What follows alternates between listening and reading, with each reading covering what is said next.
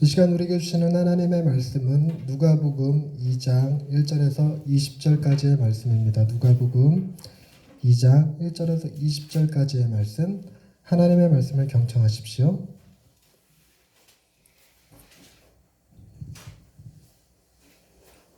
제2장. 그때 가이사 아구스도가 영을 내려 천하로 다 호적하라 하였으니 이 호적은 구레뉴가 수리아 총독이 되었을 때 처음 한 것이라. 모든 사람이 호적하러 각각 고향으로 돌아가매 요셉도 다윗의 집 족속이므로 갈릴리 나사렛 동네에서 유대를 향하여 베들레헴이라는 다윗의 동네로 그 약혼한 마리아와 함께 호적하러 올라가니 마리아가 이미 잉태하였더라. 거기 있을 그때 해산한 날이 차서 첫 아들을 낳아 강보로 싸서 구유에 누였으니 이는 여관에 있을 곳이 없음이로라. 그 지역의 목자들이 밤에 밖에서 자기 양떼를 지키더니 주의 사자가 곁에 서고 주의 영광이 그들을 두루 비추매 크게 무서워하는지라. 천사가 이르되 무서워하지 말라. 보라, 내가 온 백성에게 미칠 큰 기쁨의 좋은 소식을 너희에게 전하노라. 오늘 다윗의 동네에 너희를 위하여 구주가 나셨으니 곧 그리스도 주시니라. 너희가 가서 강부에 쌓여 구유에 뉘어 있는 나귀를 보리니 이것이 너희에게 표적이니라 하더니 호련히 수많은 천군이 그 천사들과 함께 하나님을 찬송하여 이르되 지극히 높은 곳에서는 하나님께 영광이요 땅에서는 하나님이 기뻐하신 사람들 중에 평화로다. 천사들이 떠나 하늘로 올라가니 목자가 서로 말하되 이제 베들레헴으로 가서 주께서 우리에게 알리신 바 이 이루어진 일을 보자. 빨리 가서 마리아와 요셉과 구유에 누인 아기를 찾아서 보고 천사가 자기들에게 이 아기에 대하여 말한 것을 전하니 듣는 자가 다 목자들이 그들에게 말한 것들을 놀랍게 여기되 마리아는 이 모든 말을 마음에 새기어 생각하니라. 목자들은 자기들에게 이르던 바와 같이 듣고 본 그 모든 것으로 인하여 하나님께 영광을 돌리고 찬송하며 돌아가니라. 아멘. 이 말씀 통하여 우리에게 베푸시기 원합니다. 아멘. 지금 전 세계 인구가 77억 명을 돌파했더라고요. 곧 80억 명에 육박할 것 같습니다. 여러분, 80억 명 중에 나 한 사람은 퍼센테이지로 따지면 얼마나 되는 거죠? 내 존재가 80억 가운데 하나라면 그 존재 가치, 존재의 의미는 지극히 작을 것만 같습니다. 70억, 80억이라고 하는 인구 숫자가 아니라 수많은 별들 속에서 지구를 생각하면 70억, 80억 분의 1 정도가 아니죠. 그보다 더 큰 수의 하나에 불과합니다. 우주를 관찰하는 과학자들이 우주를 보면서 우주의 신비를 전혀 파악해내지 못하고 그저 신비라는 말로 표현해버리는 현상들이 있죠. 과학이 아무리 발전해도 우주를 전부 다 알 수는 없을 거라는 게 기본적인 견해입니다. 우주는 정말 광대합니다. 너무나 넓고 크고 그 끝을 알 수 없고 지금 현재도 우주는 끊임없이 더 성장하고 있다 그러고 과학자들의 말에 의하면 어떤 과학자들은 이러한 우주가 하나가 있는 게 아니라 이런 우주가 여러 개 존재할 것이다 라는 얘기까지 합니다. 여러분, 그런 어마어마한 우주 가운데에 우리 한 사람, 나 한 사람, 그 무슨 의미를 지닐 수 있을까요? 수많은 바닷가의 모래알 중에 하나에 불과하고 떠다니는 무수히 많은 먼지들 가운데 하나에 불과할 것만 같은 것이 우주를 바라보고 난 후에 나를 바라보는 것입니다. 어떤 사람은 그렇게 묻더라고요. 하나님이 우주를 창조하셨다는데 그런데 그 하나님은 무엇 때문에 우주를 이렇게나 크게 창조하셨을까요? 지구라는 것만 있으면 될 것 같고 그저 태양계라는 것 정도만 있으면 될 것 같은데 그런 태양계가 무수히 많고 오로라가 존재하고 블랙홀이 존재하고 우주가 하나만 있는 것이 아니라 여러 개가 존재하고 정말 무한대로 펼쳐져 나가는 그런 우주, 뭐하러 하나님이 그렇게 만드셨을까요? 하는 질문을 제기하더라고요. 그래서 저희가 그 답을 알겠습니다. 하나님의 마음을 제가 알 수는 없지만 이런 생각은 살짝 그때 들었습니다. 무슨 생각이 들었냐면, 하나님이 정말 지혜로우신 분이니까 당신이 창조하신 인간의 지혜가 얼마나 성장하게 될지를 아셨는데, 그 인간이 우주를 바라보면서 우주의 모든 것을 다 파악할 수 있다라고 생각하게 되면 그 인간은 얼마나 교만해지겠습니까? 그래서 하나님이 그 인간이 파악할 수 없는 우주를 만드느라 그렇게 크게 만들었던 것 아닐까? 그 우주를 만드신 하나님은 인간의 이해를 넘어서서 계시는 분으로 이해할 수 있도록, 믿을 수 있도록 하나님께서 그렇게 우주를 만들지 않으셨을까라는 생각을 합니다. 근데 비단 우주뿐만이 아니죠. 우주라고 하는 거시과학, 거시과학 세계뿐만이 아니라 미시세계, 우리의 세포 속을 들여다보면 그 끝도 명확히 알 수가 없습니다. 핵이 제일 작을 줄 알았는데 그걸 쪼개지 못해서 제일 작았다고 생각했죠. 쪼갤 수 있는 기능이 생기니까 그 안에 또 다른 것이 나오고 쿼터가 나오고 뭐가 나오고, 지금까지 나온 것이 이게 인류를, 그 물질을 구성하는 제일 작은 단위다라고 말할 수 있는 건 아니죠. 뭘만 말할 수 있냐면 현재 우리 과학이 밝혀낼 수 있는 그 한계 속에서 제일 작은 건 이거다. 어쩌면 과학이 더 발전하면 이것도 쪼개고 또 쪼개고 또 쪼개고 또 쪼개고 들어갈 수 있을지도 모른다라는 생각이 듭니다. 그렇게 생각하는 이유는 우주를 바라보면서 하나님이 가지셨던 생각이 인간의 그 내면 속으로, 그 작은 미시 세계 속으로도 마찬가지로 작용했을 테니까 말이죠. 그런데 그 우주보다 크신 하나님, 정말 미시 세계의 그 작은 원자 단위에까지 정말 정교하고 정밀하게 만드셨던 그 하나님이 타락한 인간들을 구원하시기 위하여 그의 아들을 이 땅에 보내셔서 그들의 죄를 담당하시고 우리를 구원하셨다라는 메시지를 주시는 것이 성탄절입니다. 그런데 가만히 생각해 보면 그 주님이 이 땅에 오셔서 행하신 일들, 그 주님이 우리를 구원하시는 것에 대하여 전혀 부정하지 않습니다. 그 일은 분명히 가능하다고 생각은 하는데, 과연 그 혜택이 70억 인구 중에 나에게까지 미칠까? 이 광대한 우주 속에 지구가 포함되어 있는 우리 우주 안에, 지구가 포함되어 있는 이 태양계 안에, 태양계 속에서 지구 안에, 한국 안에, 경기도 안에, 화성 안에, 태양남 안에, 양육교 안에, 전자운에게까지 과연 그 하나님의 사랑, 그 계획이 미칠까라는 생각을 하게 되죠. 그 우주를 창조하신 하나님이 과연 내게 관심이 있으실까? 과연 내가 하는 말을 들으시고 내가 하는 생각을 하시고 내가 무엇을 원하는지, 무엇에 대하여 눈물을 흘리는지를 알고 계실까? 라는 생각을 하게 되면 살짝 불안한 생각이 들 수도 있습니다.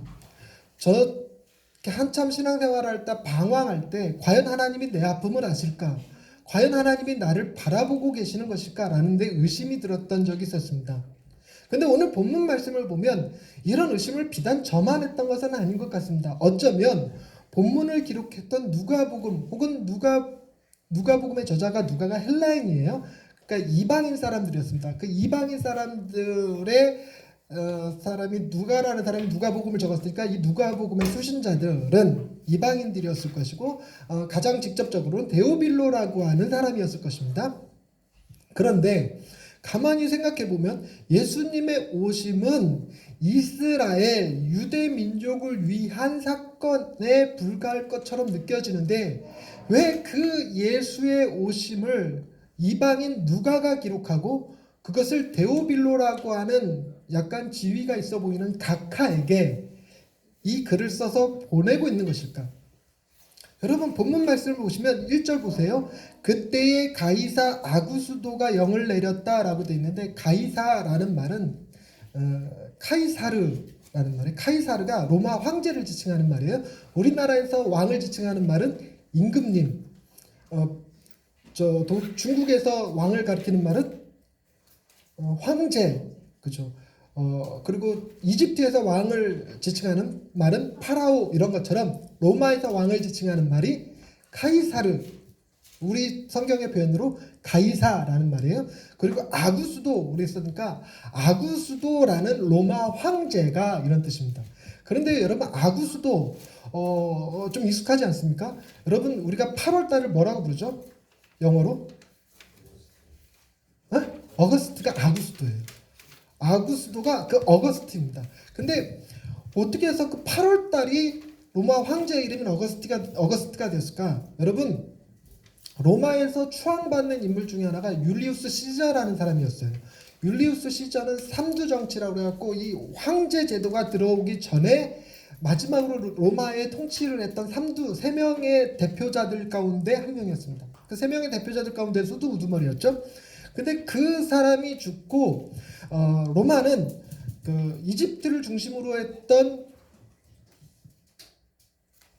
안토니우스라는 사람과 율리우스 시저의 조카이자 입양된 아들 양자 삼은 옥타비아누스가 서로 싸움을 하게 됐습니다. 로마에서는 옥타비아누스를 지지했고 로마 제외한 나머지 지역, 특히나 이집트를 중심으로 이 안토니우스를 지지했습니다. 여러분 안토니우스의 부인이 이집트에서 제일 이쁘다는 여왕이 누구였죠? 클레오파트라 남편입니다. 그러니까 이집트랑 힘을 합치면 정말 강대국이 될 수 있으니까 그래서 이 둘이 그 로마의 패권을 두고 한바탕 전쟁을 벌인 것이 악티움 해전입니다. 이 악티움 해전에서 옥타비아누스가 이겼어요. 옥타비아누스가 질 거라 생각했거든요. 그 옥타비아누스가 이끄는 로마 군대는 이 육지전, 땅 위에서 싸우는 거에 강한 사람들이었고 안토니우스가 이끄는 군대는 해군력이 우수했어요. 그 바다에서 싸우는 능력이 우수했던 사람이니까 이 둘이 바다에서 붙으면 아무래도 해군력이 높은 안토니우스가 이길 거라고 생각했어요. 그 로마에서는 굉장히 불안한 일이었어요. 안토니우스가 정권을 잡으면 안 되는 거거든요. 그럼 이집트가 힘을 갖게 될 테니까. 그러니까 옥타비아누스가 이기길 바랬는데 옥타비아누스가 어떤 전략을 취했냐면 배들을 다 한 대로 묶어갖고 바다를 마치 육지처럼 만들어서 그 육지전과 동일한 전쟁을 치러버렸어요. 그래갖고 안토니우스가 졌습니다. 그래서 옥타비아누스가 황제가 됐는데 이 옥타비아누스가 승리했다는 소식을 그 전영 발음해봐. 왜 이상하냐? 전영이 그 로마에 가서 알려야 되잖아요. 로마로 막 달려가서 외쳤던 말이 뭐였냐면 복음이다 하고 외친 거예요. 그 복음이다라는 말이 뭡니까? 옥타비아누스가 이겼다. 이제 우리는 이집트의 지배를 받는 것이 아니라 우리는 평화를 누리게 될 것이다 라고 했던 말이 그 복음이었습니다. 복음의 의미는 왕의 승리를 외치는 말이었어요. 그것이 고스란히 마가복음에 들어와서 예수 그리스도 복음의 시작이다 이렇게 외쳤던 거거든요. 그러니까 이 옥타비아누스가 왕이 되면서 초대 왕이 돼요. 로마의 첫 황제가 됩니다.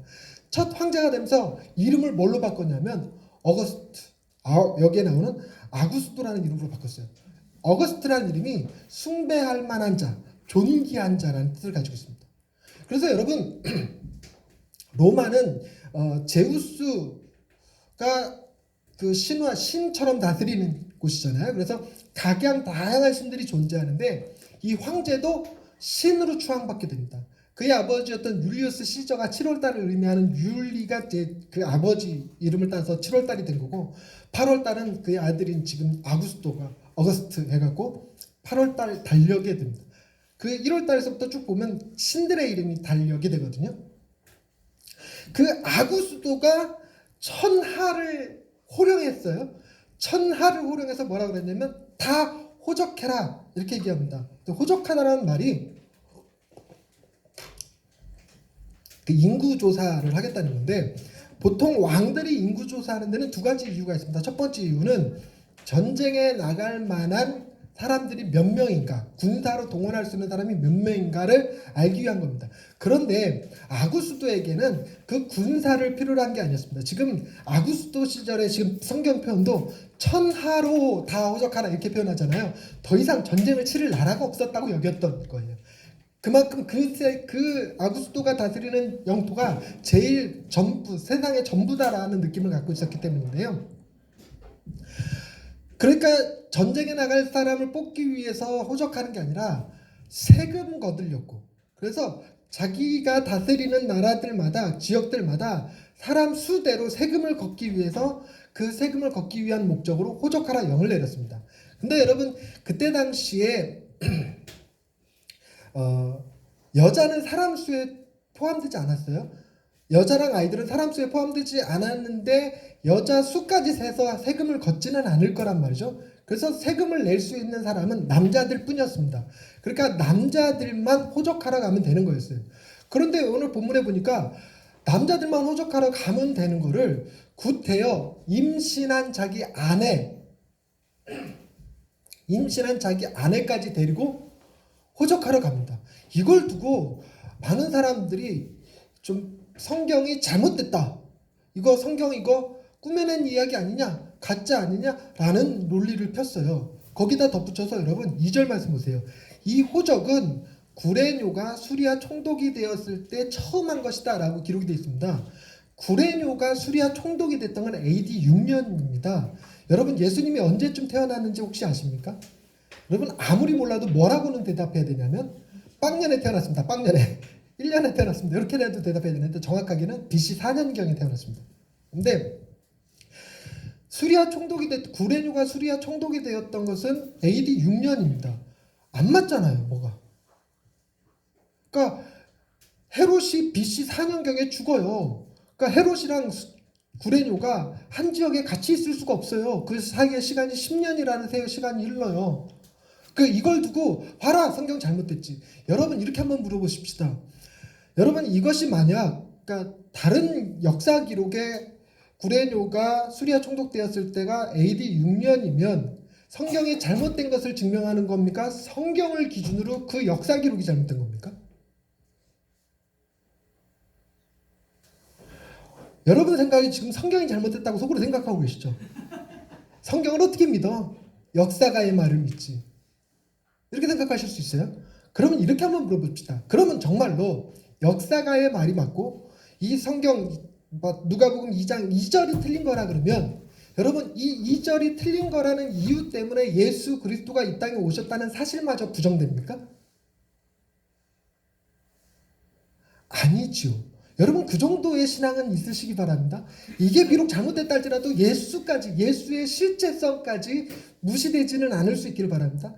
그런데 여러분, 이것도 역시나 구레뇨가 수리아 총독이 된 건 AD 6년에 대해서 기독교 학자들도 부정하지 않습니다. 그러나 이때 처음 구레뇨가 수리아 총독된 것이 처음으로 그 관직에 오른 게 아니에요. 이 구레뇨라는 사람은 언제 관직에 올랐냐면 BC 12년에 로마의 집정관이 됩니다. 그러니까 옥타비아누스가 어거스트로 황제가 됐을 때, 옥타비아누스는 BC 63년경에 황제가 되는데 이 황제가 됐을 때 집정관, 즉 제2의 로마의 통치자 같은 역할을 이 구레뇨에게 맡겼어요.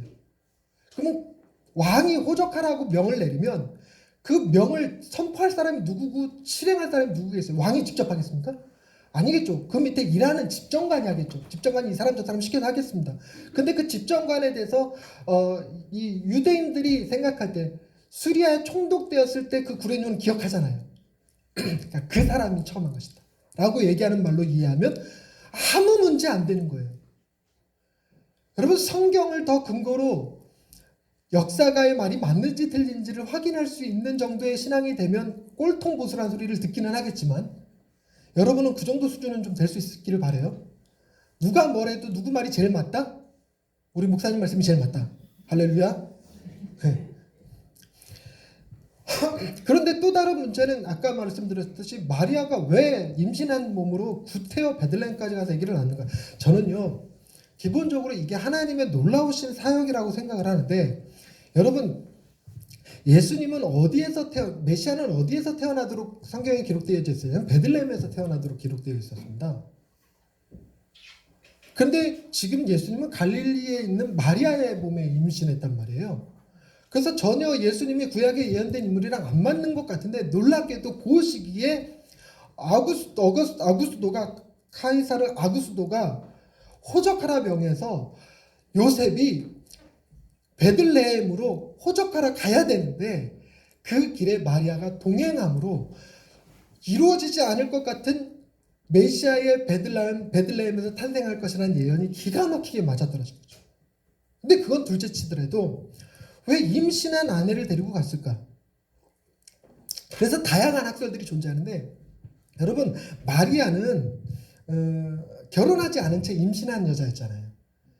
그런 아내를 집에 혼자 놔두고 요셉만 호적하러 갔다간 마리아가 무슨 화를 당하지 않을까 라고 염려가 되어서 마리아를 데리고 갔을 거다라고 주장하는 학자들도 있기는 합니다. 근데 지지는 잘 못 받아요. 근데 보통 어떤 정서를 사람들이 지지하냐면 지금 우리가 개인주의라는 것은 여러분 그 국가보다 개인이 더 중요하다라고 생각하는 건 불과 몇 년 안 됐습니다. 개인은 국가를 위해서 존재한다고 생각했던 게 저 어릴 적에 그랬어요. 저 어릴 적에는 국가를 위해서 존재했습니다. 그 전에는 뭐라 생각했냐면 국가건 개인이건 신을 위해서 존재한다 이렇게 생각했었습니다. 그러니까 계몽주의가 발생하기 이전 18세기 이전까지만 하더라도요 언제나 개인은 공동체 안에 있을 때만 의미를 가졌습니다. 그래서 나의 명예는 곧 가족의 명예가 되었고 나의 실수는 가족의 치부가 되었습니다. 그래서 옛날에는 우리 어릴 적만 해도 술 먹고 마을에서 이 주사 부리면 동네 사람들이 뭐라고 해요? 저놈의 새끼 어쩌고 저쩌고 이렇게 얘기하는 게 아니라 뉘집 아들이라고 얘기하죠. 뉘집 아들. 그래서 집 자체가 수치가 됩니다. 더 나아가서는 동네의 수치가 되기도 합니다. 근데 동네에서 한 사람 서울대학이라도 한 명 들어가면 걔가 들어간 게 아니고 동네가 다 들어간 것 같이 온 동네 방네 현수막 다 붙이고 뭐 판사라도 한 명 나오면 난리 나고 막 이런 그런 문화죠. 이때 당시는 더 심했어요. 이 시당 여러분 벤허라고 하는 영화를 혹시 기억하시나요? 벤허 정말 명작이죠. 이 콜로세움에서 막 기가 막히게 전차씬 찍었던 그 벤허. 벤허의 이름의 뜻이 뭐냐면 벤은 아들이라는 뜻이고 허는 허씨 집안의 아들이라는 뜻입니다. 그래서 보통 사람 이름을 지을 때 가족의 명예를 드러내는 이름을 많이 썼고 그리고 가족에서 흔히 쓰던 이름들을 썼어요. 그래서 마리아라는 이름이 그 집안에 많은데 예수님의 어머니도 마리아고 예수님의 이모 마리아의 동생 여동생 이름도 마리아예요. 그런 형태로 가족이 중요했습니다.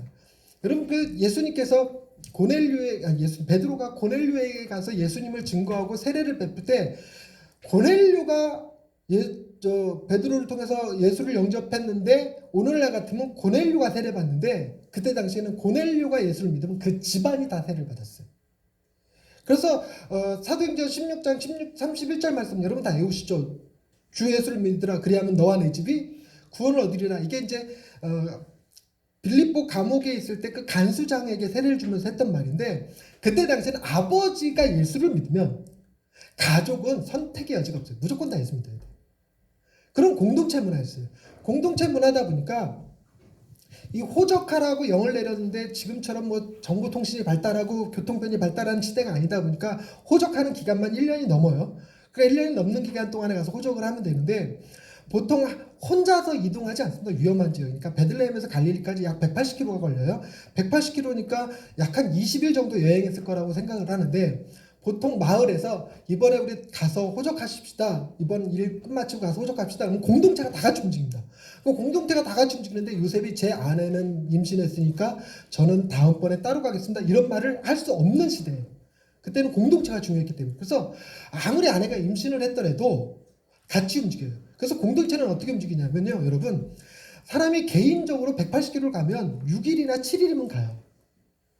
그런데 자기 공동체 안에 임신한 여인이 있으니까 속도를 거기에 맞춰서 20일에 걸쳐서 여행을 한 겁니다. 이렇게 공동체성이 중요한 시대였기 때문에 마리아가 같이 갔던 거였습니다. 놀라운 것은 보시면 여러분 가이사 아구스도는 천하를 호령하던 로마 황제였습니다. 첫 번째 황제이자 신으로 추앙받아서 8월 달에 이름을 차지해버린. 그래서 여러분 달력이 어떻게 되냐면 여러분 9월 달이 뭐죠? 세템버가 7이라는 뜻이에요. 7.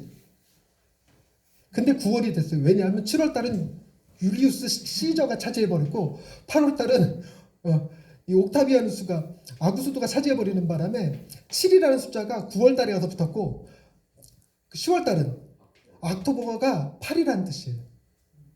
계속 그렇게 됩니다. 11월은 노멤버가 10이라는 숫자고 9라는 숫자고 12는 또 세템버는 10이라는 숫자고 이렇게 밀렸어요. 숫자가. 그만큼 달력의 숫자를 밀어버릴 만큼의 영향력 있는 인물이 아구스도였단 말이에요. 근데 아구스도가 말 한마디 하는 걸로 누구까지 움직이고 있냐면 로마의 지배를 받고 있는 이스라엘의 저 시골 깡촌에 갈릴리에서 살아가는 임신한 여인 마리아에게까지 그 천하를 호령하는 아구스도의 영이 그 영향력이 미쳐서 마리아까지 베들레헴으로 가게 했습니다. 여러분, 지구의 인구가 70억 명이고 우주가 다중우주론이라서 여러 개의 우주가 있고 그 안에 지구라는 것은 지극히 여러 먼지들 가운데 하나에 불과할지라도 여러분, 그 우주를 창조하신 왕 중에 왕, 우리 하나님이 명하시면 아구스도 정도도 갈릴리에서 살아가는 임신한 여인 마리아에게까지 영향을 미치는데 그 우주를 창조하신 하나님의 명령에 그 하나님의 뜻에 우리에게까지 영향을 미치지 않을 거라고 생각하는 것이 더 비이성적인 생각이에요. 정말 이성적인 생각이라면 이 세상을 창조하신 그 하나님이 아무리 지극히 작고 아무도 알아주지 않는 나일지라도 세상에서조차 나의 존재를 알 수 없다 할지라도 그럴지라도 하나님의 명령은 절대적으로 나한테까지 미칠 수밖에 없는 거라는 겁니다. 더 놀랍게 그 마리아의 몸에서 태어나신 아기 예수님에 대한 메시지를 하늘에서 천군 천사가 누구한테 알려주냐면 들에서 양을 치는 목자에게 알려줍니다. 여러분 목자 하면 떠오르는 구약의 인물이 있습니까? 목자. 다윗. 누가 대답한 거예요? 맞는 답인데도 나라고 대답 못하시네? 다윗입니다. 다윗. 여러분 다윗은요 목동이었어요. 양을 치는 목동이었어요. 그의 형들이 7명이 있었는데 사무엘이 왕을 삼을 자로 기름병을 들고 와서 이새의 가문에 와서 이렇게 찾는데 그 아버지 이새조차도 다윗을 내보내지 않아요. 다윗의 존재를 얘기하지 않습니다. 그의 형들만 얘기해요. 그만큼 다윗은 별 볼 일 없는 양치기에 불과했습니다. 그랬던 별 볼 일 없던 양치기가 다윗 왕이 되어서 이스라엘 역사의 가장 위대한 왕이 됐습니다. 여러분 놀라운 거 아닙니까? 지금 이 이야기의 시작이 가이사 아구스도에게서부터 출발해서 누구에까지 내려왔냐면 마리아, 갈릴리에서 임신한 여인 마리아에게까지 이어서 다시 하늘에서 외치는 천사들이 아무도 거들떠보지 않는 목동들에게 나타나서 그 메시지를 전하는데 그 목동에게 전해진 메시지를 듣는 이스라엘 사람들은 다윗을 연상하며 그 작은 자를 들어서 큰 나라를 일으키고 왕국을 세웠던 다윗 왕을 생각하게 만드는 그 메시지를 전하겠다는 거예요. 그리고 그 목동이 받았던 메시지가 큰 기쁨의 좋은 소식인데 큰 기쁨의 좋은 소식을 받은 목동들이 기가 막힌 거. 아기 예수에게 가서 경배합니다. 여러분, 아기 예수가 큽니까? 아구스도가 큽니까? 그럼요. 아기 예수는 아구스도보다 훨씬 더 큰 지구를 만드신 분, 그보다 훨씬 더 큰 태양계를 만드신 분, 그보다 더 큰 우주를 창조하신 분이심을 믿으시기 바랍니다. 그분이 지금 어디까지 낮춰져 오셨냐면 목동들이 찾아올 수 있는 자리에까지, 목동들이 늘 다니던 구유에까지 낮아지셔서 바로 그 자리에서 우주를 창조하신 분과 인간들 사이에서 가장 천박하고 천시받던 로마의 지배하에 있는 헤롯이 다스리는 이스라엘 내에서도 죄 지은 자들이 벌을 받는, 죄수들이 벌을 받는 영벌인 양을 지키는, 한밤에 그 추위에 양을 지키는 목자들이 만나는 장면. 이게 크리스마스입니다. 이게 크리스마스. 여러분, 크리스마스의 놀라운 감격은 그 우주보다 크신 하나님이 아무도 알 수 없을 것 같은 나에게까지 오셔서 내 앞에서 경배를 받으신다는 겁니다. 여러분, 온 세상에 맺힐 가장 큰 기쁨의 좋은 소식은 내가 하나님을 예배할 수 있는 자, 내가 하나님을 찬양할 수 있는 자 되게 하셨다라는 메시지임을 믿으시기를 주님의 이름으로 축원드립니다. 기도하십시다. 하나님, 정말 보잘것없는 존재 같지만, 아무도 알아주지 않을 것 같은 저희지만, 그러나 하나님은 저희를 기억하시고 바라보시고 우리의 목소리에 귀를 기울이시고 우리의 기도에 응답하시고 우리의 상한 심령을 위로하시고 우리의 눈물을 닦으시며 우리의 경배와 찬양을 받으시는 분이심을 믿고 감사드립니다. 온 세상 다 날 버려도 오직 주 예수는 나를 안 버리실 것을 믿고 주님 앞에 엎드려 경배하는 이 큰 감격을 일평생 잃지 않고 살아가며 이것을 내 삶의 가장 큰 기쁨의 좋은 소식으로 여기고 붙들고 살아갈 수 있는 예양의 식구들 다 되게 하옵소서. 예수님의 이름으로 기도드립니다. 아멘.